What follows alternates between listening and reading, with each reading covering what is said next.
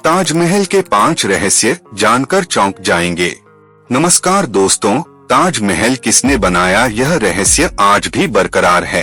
ताजमहल शाहजहां का बनवाया हुआ मकबरा है या राजपूत राजा की ओर से मुगल बादशाह को तोहफे में दिया गया प्राचीन शिव मंदिर? आओ जानते हैं इसके 5 रहस्य। 1. 7 आश्चर्यों में से एक। यमुना नदी के किनारे सफेद पत्थरों से निर्मित अलौकिक सुंदरता की तस्वीर। ताजमहल न केवल भारत में बल्कि पूरे विश्व में अपनी पहचान बना चुका है। ताजमहल को दुनिया के 7 आश्चर्यों में शामिल किया गया है। 2. शाहजहां और मुमताज का मकबरा। भारतीय इतिहास के पन्नों में यह लिखा है कि ताजमहल को शाहजहां ने मुमताज के लिए बनवाया था। वह मुमताज से प्यार करता था। दरअसल इसे शाहजहां और मुमताज का मकबरा माना जाता है। दुनिया भर में ताजमहल को प्रेम का प्रतीक माना जाता है, लेकिन कुछ इतिहासकार इससे इत्तेफाक नहीं रखते हैं।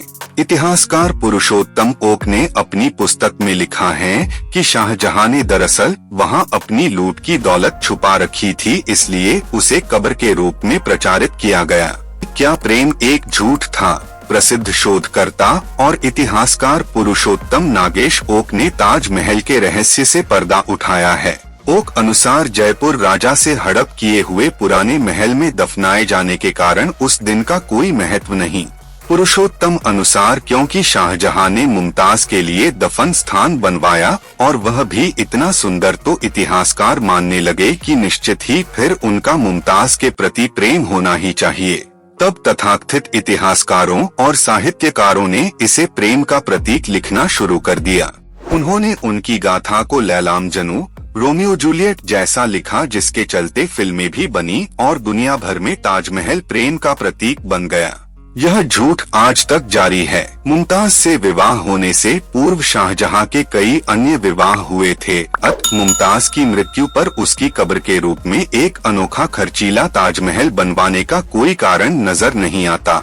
मुमताज किसी सुल्तान या बादशाह की बेटी नहीं थी। उसे किसी विशेष प्रकार के भव्य महल में दफनाने का कोई कारण नजर नहीं आता। उसका कोई खास योगदान भी नहीं था। उसका नाम चर्चा में इसलिए आया क्योंकि युद्ध के रास्ते के दौरान उसने एक बेटी को जन्म दिया था और वह मर गई थी। तेजो महालय। इतिहासकार पुरुषोत्तम ओक ने अपनी किताब में लिखा है कि ताजमहल के हिंदू मंदिर होने के 700 से अधिक सबूत मौजूद हैं। पुरुषोत्तम नागेश ओक ने ताजमहल पर शोध कार्य करके बताया कि ताजमहल को पहले तेजो महलय कहते थे। वर्तमान ताजमहल पर ऐसे 700 चिन्ह खोजे गए हैं जो इस बात को दर्शाते हैं कि इसका रिकंस्ट्रक्शन किया गया है। वास्तुकला के विश्वकर्मा वास्तुशास्त्र नामक प्रसिद्ध ग्रंथ में शिवलिंगों में तेजलिंग का वर्णन आता है।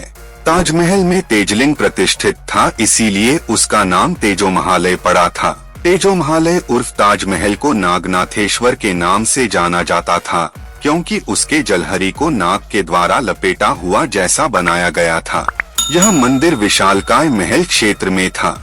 5 बाद में दफनाया था बेगम को। शाहजहां के दरबारी लेखक मुल्ला अब्दुल हमीद लाहौरी ने अपने बादशाहनामा में मुगल शासक बादशाह का संपूर्ण वृत्तांत 1000 से ज्यादा पृष्ठों में लिखा है, जिसके खंड 1 के पृष्ठ 402 और 403 पर इस बात का उल्लेख है कि शाहजहां की बेगम मुमताजुल मानी, जिसे मृत्यु के बाद बुरहानपुर मध्य प्रदेश में अस्थायी तौर पर दफना दिया गया था और इसके 6 माह बाद तारीख 15 मदीउल-अव्वल दिन शुक्रवार को अकबराबाद आगरा लाया गया। फिर उसे महाराजा जयसिंह से लिए गए आगरा में स्थित एक असाधारण रूप से सुंदर और शानदार भवन इमारते आलीशान में पुनः दफनाया गया।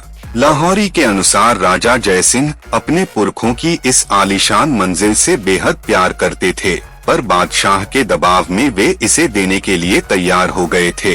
इस बात की पुष्टि के लिए यहाँ यह बताना अत्यंत आवश्यक है कि जयपुर के पूर्व महाराज के गुप्त संग्रह में वे दोनों आदेश अभी तक रखे हुए हैं, जो शाहजहां द्वारा ताज भवन समर्पित करने के लिए राजा जयसिंह को दिए गए थे।